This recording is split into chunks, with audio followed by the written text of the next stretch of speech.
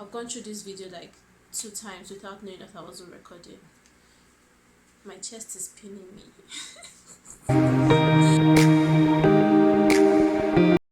Hey guys, and welcome to my YouTube channel. This is Nani Oak, Nanye, and Nani Oak.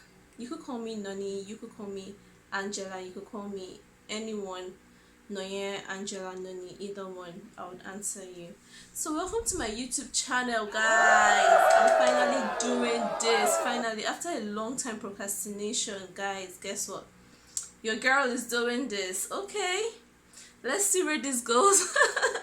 So I finally get to record my first YouTube video because I have been thinking about it for the longest, and I have thought to myself, you know what, you'll probably, open your YouTube channel when you have the time and, when you're much settled. But thank God for, the recent happening. I had to think about it very well. Like, hey, okay, I'm finally doing this. All praises to God.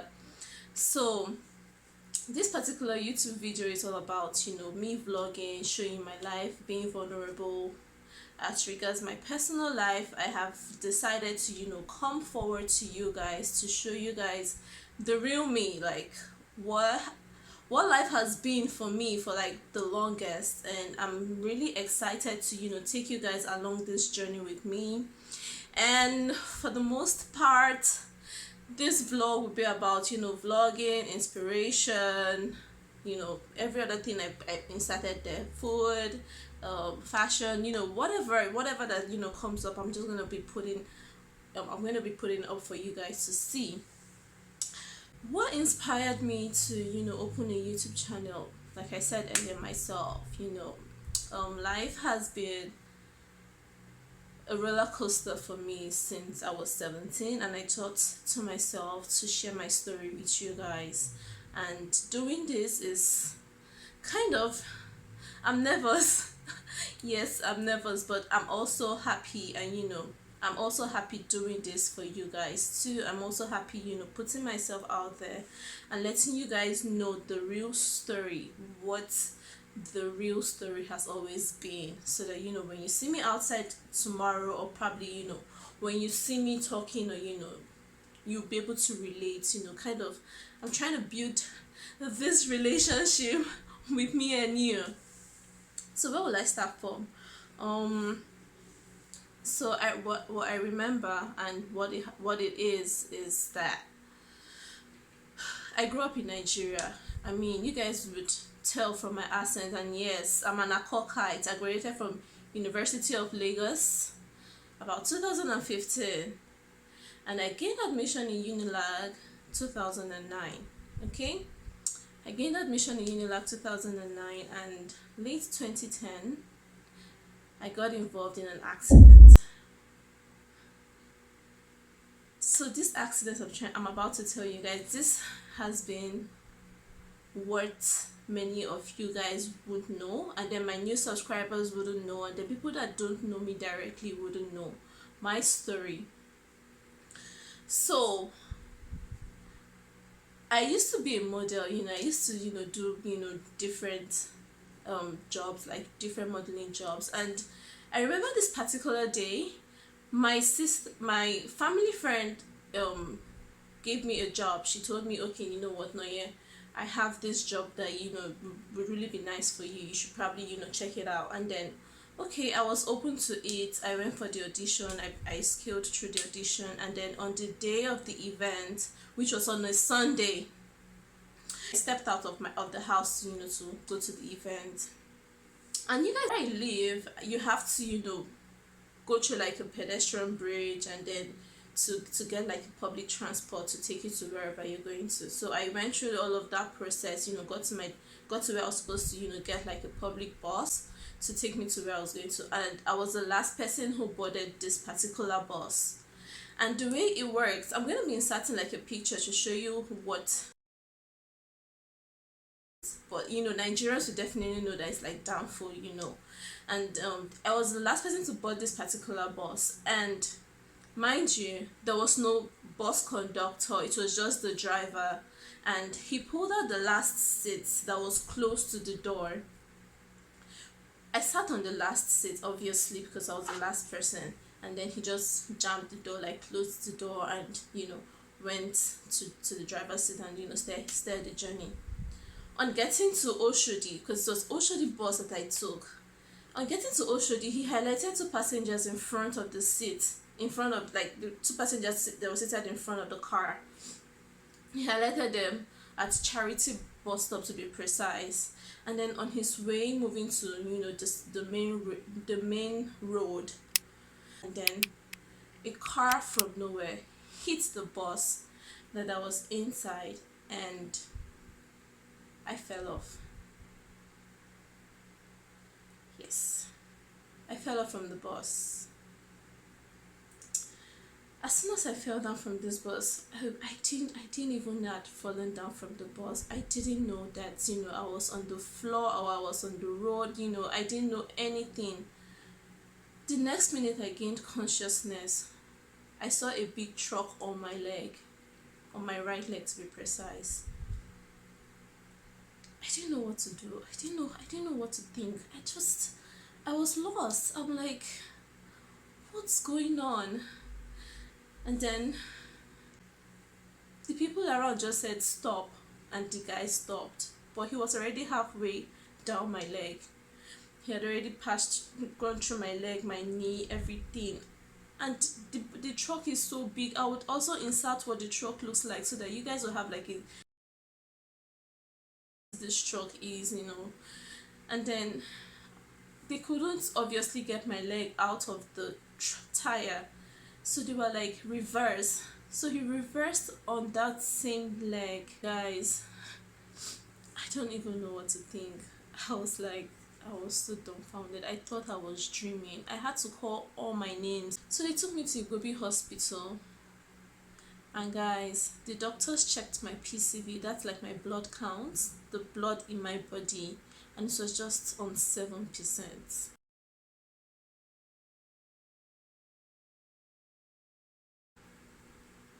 On 7%. I don't know how I managed to survive that till today. I don't know how I managed to survive it. That's why when I think about the goodness of God in my life, I just rejoice and I'm happy because God loves me too much.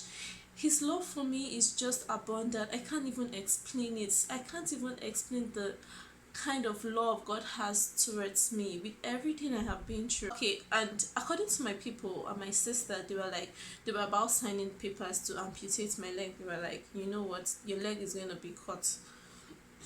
Sorry. They were like, your leg is going to be cut because there's no blood flow, and then my leg was really damaged, and all of that good stuff. So at that point, my elder sister, she said she came to meet me. I was like, Noya, can you kind of move your toes?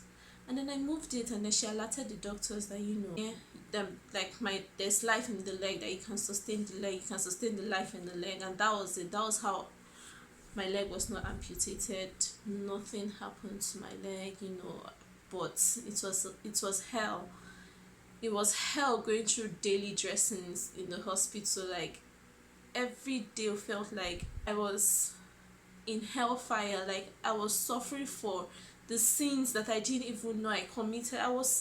It was so agonizing. I was in pain all through my stay in the hospital. Like I don't even know how to explain it to you guys right now without crying, but I'm trying my best not to cry. But it was so painful. Every day the nurses would take their trolley, they would bring their trolley to my bed and then open my wound and clean it. And mind you guys, I had no flesh in my leg. Everything was all bones. I was put on like a protein diet for like 6 months. I didn't even take no carbohydrate, nothing, just fish, meat, egg, beans, protein supplements, everything protein. I was on a protein supplement for 6 months just to build my muscles and build everything. it was so painful. And then the most painful part about it was that I thought to myself, like, why me?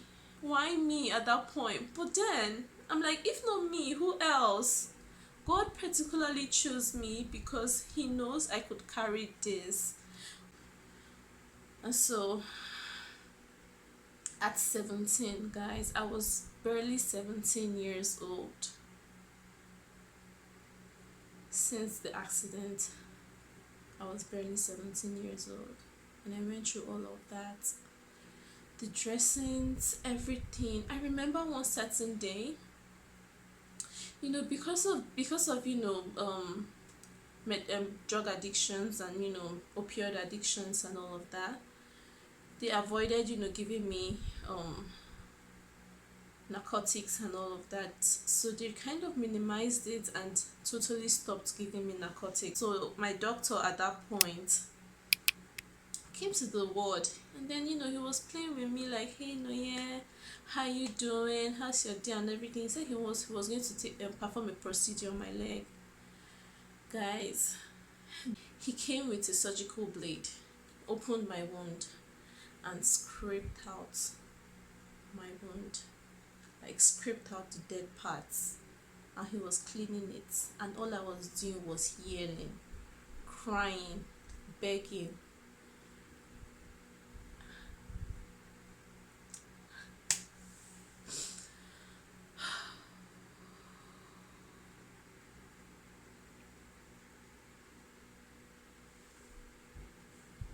I remember everything like it was yesterday, everything I went through at the hospital.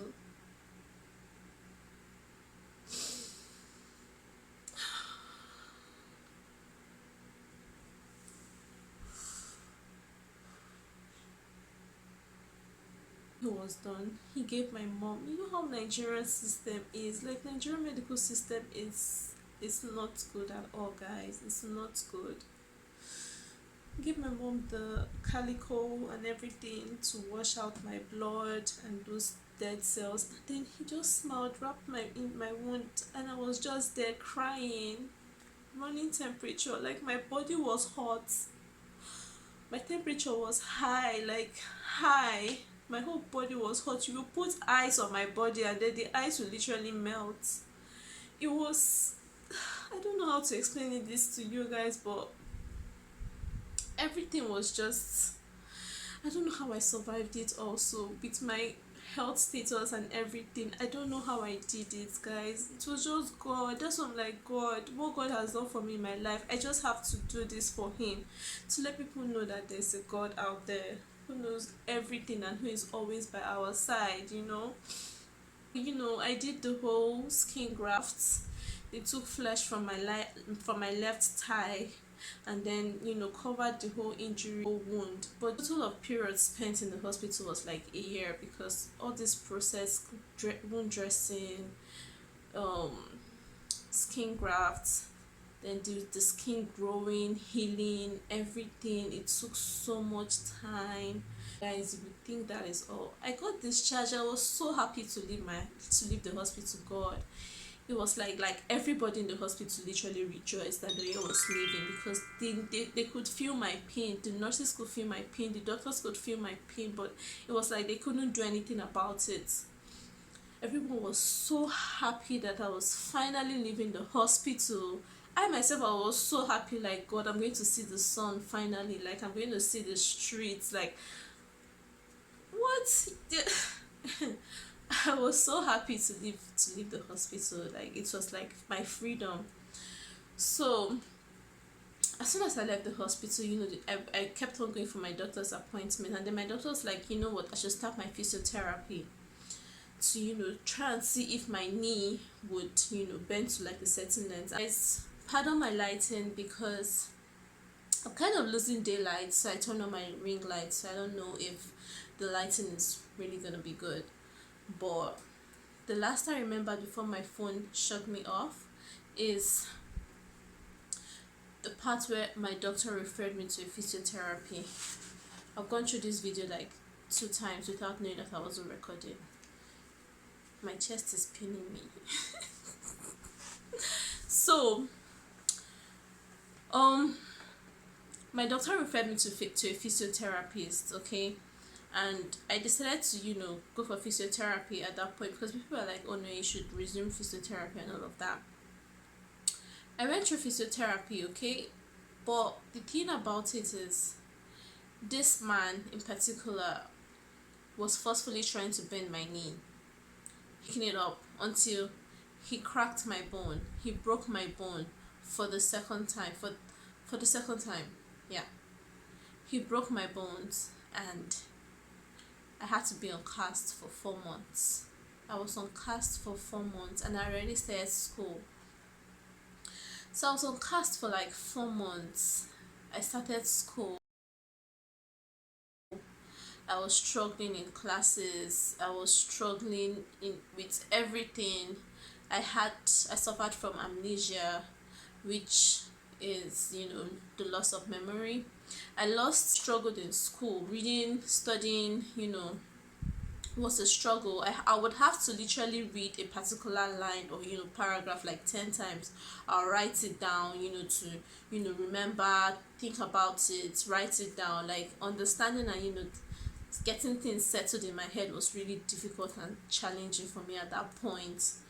I really struggled in school, and I could do like a different video for you guys about my school process and everything that happened. If you guys really want to know what happened in school, just let me know. You could comment and tell me if you want to know more about it, and I'll be very, very excited to do that video for you. Excited to do this. I'm very much excited to put this out there for whoever that is going through like a very tough time. Just know that God got you, and you will be fine. No matter how long it may take, you will be fine. Coming from me, you will be fine. You will get to that point in your life where you're satisfied. You have this inner peace that you're just happy because you've tried your best. You've given your all in it. You're just happy. So just keep your hopes high, keep your hopes going. Just be happy for yourself, and keep pushing. The end is near. So guys, and also remember, scars are what make you beautiful. that's gonna be my, what's it called, is it, that's gonna be my quote.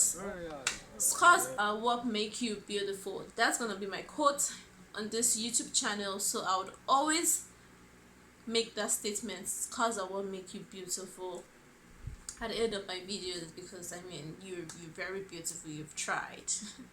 For all I care, you have tried. So guys, like, comment, share, and subscribe to my YouTube channel, because I am here to stay. I am here to share. I am here to live. So subscribe to my YouTube channel. Don't forget to ring that bell on your left so that you get notified as soon as I upload my second video on my YouTube channel. And stay safe. Guys, stay safe. Avoid people. Social distancing. Don't go about hugging people. Love you guys, and thank you for watching my YouTube video. Bye bye.